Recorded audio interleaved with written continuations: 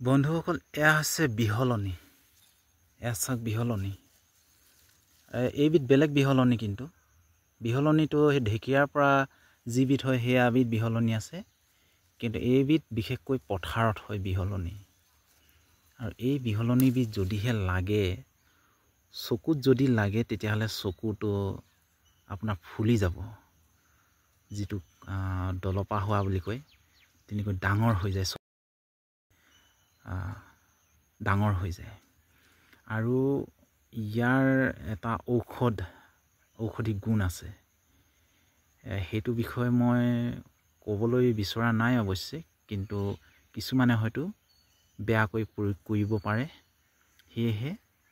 মই দুখিত যে মই সেইবোৰ বিষয়ে কৈ দিব খোজা নাই কিন্তু ইয়াত মানে সাংঘাতিক এটা ঔষধি গুণ আছে আৰু ইয়াৰ পৰাই যিসকল মানে চাহ গছত যে প্ৰয়োগ কৰে ৰকেট বুলি এটা মেডিচিন বনায় যিটো লাল পোকৰ কাৰণে এবিধ বনায় সেই ৰকেট এইবিধ ঔষধবিধ চাহ গছত প্ৰয়োগ কৰিবৰ কাৰণে ইয়াৰ পৰাই বনায় আপোনালোকে জানেনে ইয়াৰ পৰা বনায় যিহেতু লাল পোকটো মাৰিবৰ কাৰণে ইয়াৰ পৰাই বনায় বিহলনি এইবিধ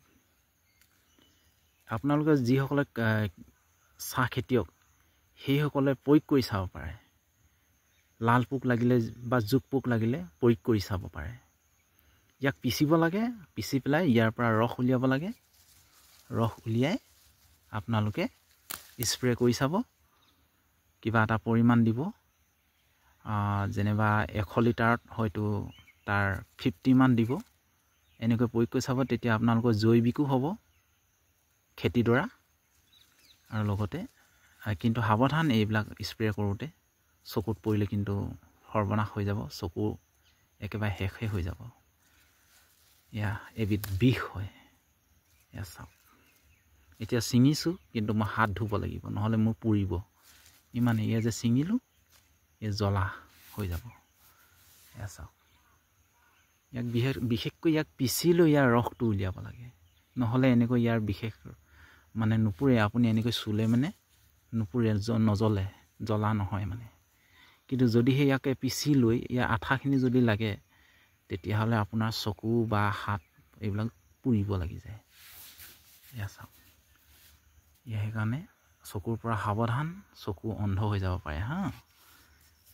এয়াই আছিল ভিডিঅ'টো বহুতে যিহেতু চিনি নাপায় এইবিধ কি বস্তু বুলি সেয়েহে এইবিধক আপোনালোকক চিনাকি কৰাই দিলোঁ ধন্যবাদ।